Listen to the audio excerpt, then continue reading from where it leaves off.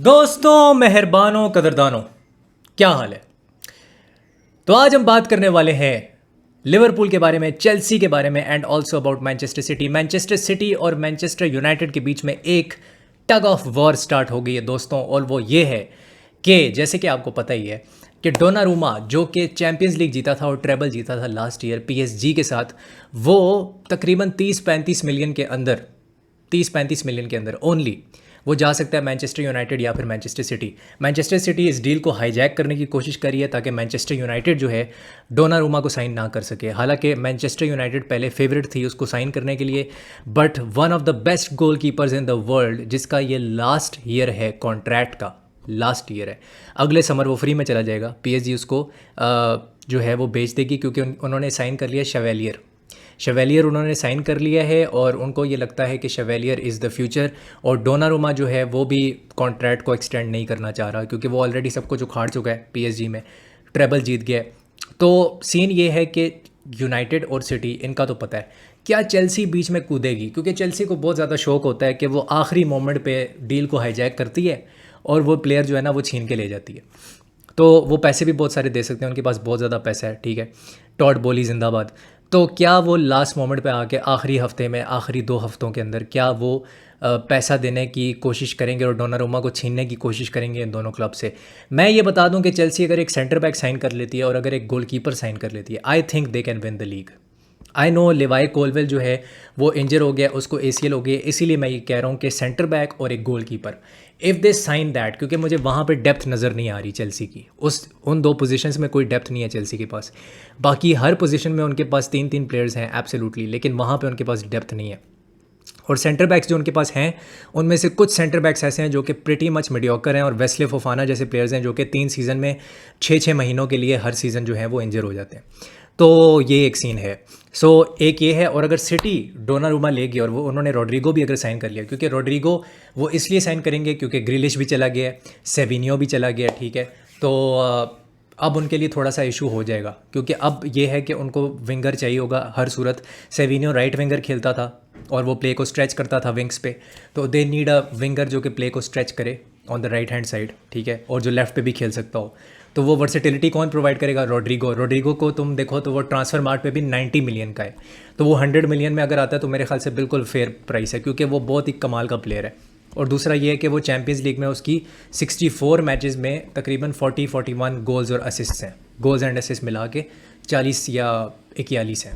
तो क्या वो रोड्रिगो के पीछे जाएंगे और डोनारूमा के पीछे जाएंगे? If City gets Donnarumma and Rodrigo, they can win the league. मेरे ख्याल से फिर उनको कोई नहीं रोक सकता लीग जीतने से।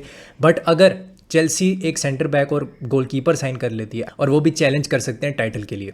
चेल्सी के लिए एक सेंटर बैक है जो कि मैं सजेस्ट कर सकता हूँ, 20 साल का पिएट्रो कमोजो है जो कि फायरेंटीना में खेलता है वो, और बिल्कुल यंग है and he has had a stellar season for Fiorentina in Serie A. तो पिएट्रो कमोजो एक ऐसा प्लेयर हो सकता है।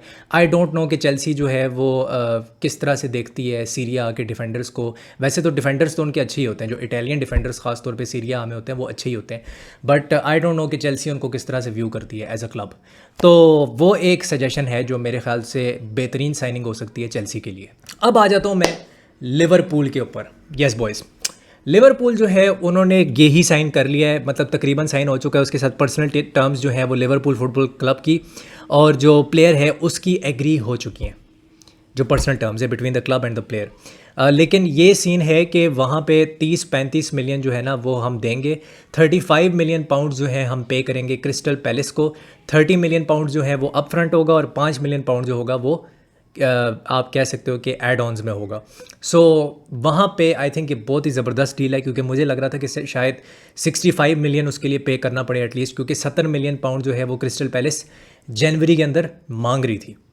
सो नाउ एक बहुत ही कट प्राइस डील में हमें गेही मिल जाएगा, तो मैं तो बड़ा खुश हूँ भाई। मुझे अब बहुत सुकून और इत्मीनान है क्योंकि हमारे पास गोमेज़ है, जो गोमेज़, हमारे पास विर्जिल वैन डाइक है, जो गोमेज़ 4 महीने इंजर रहता है, ठीक है, वो तो हर सीज़न होता है उसके साथ। हमारे पास कोनाटे भी 2-3 महीनों के लिए इंजर हो जाता है। फिर हमें एक बैकअप चाहिए और वो था गेही। तो Guehi can be that third choice centre back जो कि अगर कोनाटे इंजर होता है तो गेही फिर आके खेलेगा। और मुझे लगता है कि गेही 15-16 मैचेस तो 100% प्रीमियर लीग में खेलने वाला है, 100% वो खेलेगा, आधा सीज़न तो खेल रहा है वो। दूसरी चीज़ ये है कि हमारे पास रीस विलियम्स भी है, लेकिन रीस विलियम्स जो है वो अभी उस लेवल का प्लेयर मुझे नहीं लगता कि जो 4 साल पहले वो प्लेयर था वो अब वो प्लेयर नहीं है। अभी वो लीग 2 में खेल रहा था मोरकम के लिए, लीग 2 में वो जाके खेल रहा था। तो हमारा एकेडमी का प्लेयर है, but he is not the same Reece Williams जो वो 4 साल पहले था जब वो 20 साल का था। अभी वो 24 का हो गया। That's why we are going after Giovanni Leoni. Giovanni Leoni जो है वो 30 मैचेस खेल चुका है सिर्फ सीरिया आ के अंदर। सीरिया आ की बात हो रही है, और सिर्फ 18 साल का है। ठीक है, तो जियोवानी लियोनी एक ऐसा प्लेयर है जो कि आराम से आप कह सकते हैं वो लेफ़्ट फुटेड है और वो खेल भी सकता है। विर्जिल वैन डाइक वाली पोजीशन में खिलाना चाहो उसको, तुम कोनाटे वाली पोजीशन में खिलाना चाहो, वो खेल सकता है। आई थिंक कप कॉम्पिटिशन्स में हम जियोवानी लियोनी को बिल्कुल यूज़ कर सकते हैं, और अगर बहुत ही एमरजेंसी और डायर सिचुएशन आ जाती है तब भी जियोवानी लियोनी को लाना ज़रूरी है। अगर वो, मैं कहता हूँ 23 मिलियन यूरोज़ में मिल जाता है, क्योंकि उसकी जो ट्रांसफ़र मार्ट पे जो प्राइस है वो 18 मिलियन यूरोज़ है। तो अगर 23 मिलियन यूरोज़ में मिल जाता है वो पार्मा का सेंटर बैक है, तो I think that would be brilliant, और वो हमारा 4th चॉइस सेंटर बैक होगा फिर। और इसका मतलब ये है कि पैकिंग ऑर्डर में जो गोमेज़ 5वें पे चला जाएगा, क्योंकि वो इंजरी रहता है 24 घंटे। लेकिन जो गोमेज़ की एक चीज़ अच्छी है कि वो लेफ्ट बैक भी खेल सकता है, और वो राइट बैक भी खेल सकता है, और वो सेंटर बैक भी खेल सकता है। तो इसीलिए वो 10 साल से लिवरपूल में है। ये वो रीज़न है कि वो 10 साल से लिवरपूल में है। अगर ये दोनों साइनिंग्स हम कर लेते हैं तो सेंटर बैक प्रॉब्लम जो लिवरपूल का होगा वो बिल्कुल सॉर्ट आउट हो जाएगा। कोई परेशानी वाली बात नहीं है, और जनवरी में हमारे कोई इस तरह के लाले नहीं पड़े होंगे कि हमारे पास सेंटर बैक ही नहीं है। We need a striker now. अब क्या ईसैक अलेक्जेंडर आएगा जिसके लिए 150 मिलियन पाउंड देने पड़ सकते हैं लिवरपूल फुटबॉल क्लब को? क्या ईसैक आएगा या नहीं, ये सबसे बड़ा सवाल है। अब ईसैक जिस तरह की हरकतें कर रहा है ना, I am not a fan of that, क्योंकि क्लॉप हमेशा ये हमें सिखा के गया है, और उसने हमें ये बोला था एज लिवरपूल फैंस कि अच्छे प्लेयर्स तो साइन करने चाहिए, लेकिन अच्छे इंसान भी साइन करने चाहिए। आज वो लिवरपूल के लिए आ जाता है, 2 साल बाद उसके पीछे रियल मैड्रिड आती है, क्या वो तब भी यही हरकतें करेगा? क्या वो तब भी यही हरकतें करेगा कि वो रियल सोसिएडाड चला जाएगा, वहाँ पे जाके ट्रेन करेगा? ठीक है, हमारे टाइम वो न्यूकासल जाके ट्रेन करेगा, ठीक है, और कहेगा जी कि अगर ट्रांसफ़र विंडो बंद भी हो जाए तब भी मैं लिवरपूल के लिए नहीं खेलूंगा, क्योंकि अभी न्यूकासल को वो यही बोल रहा है कि अगर ट्रांसफ़र विंडो बंद भी हो जाए तो मैं न्यूकासल के लिए नहीं खेलूंगा। न्यूकासल के प्रॉफिट एंड सस्टेनेबिलिटी रूल के इश्यूज़ हैं, PSR इश्यूज़ हैं।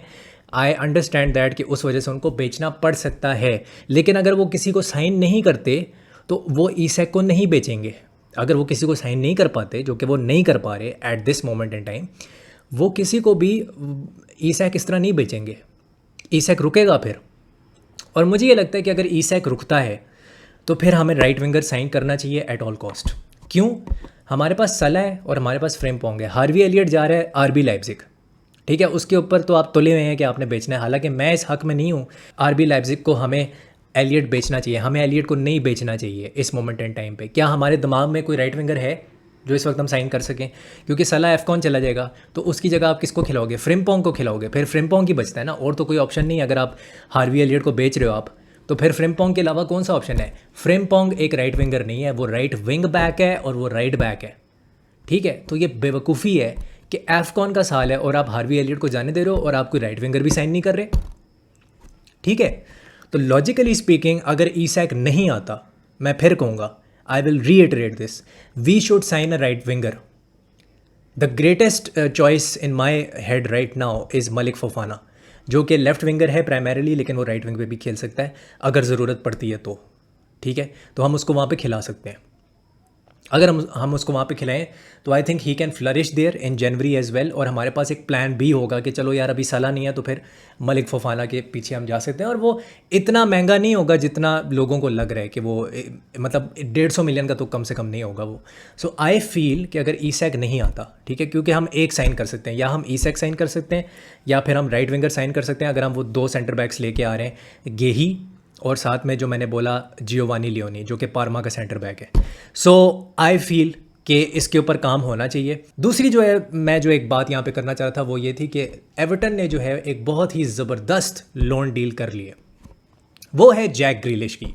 जैक ग्रिलिश जो है वो लोन पे आने वाला है एवर्टन, और एवर्टन पे लोन पे आके वो अगले समर में जो है, अगले सीज़न जो है उसको 40 मिलियन पाउंड में एवर्टन उसको साइन कर सकती है। ये सिटी ने उनको बोल दिया है कि आप 40 मिलियन दो और जैक ग्रिलिश को हमेशा के लिए ले जाओ। लेकिन क्या एवर्टन 40 मिलियन पाउंड दे पाएगी कि नहीं? उनका अभी एक रिसेंटली एक न्यू स्टेडियम भी बना है गुडिसन पार्क में, अब वो नहीं खेलेंगे।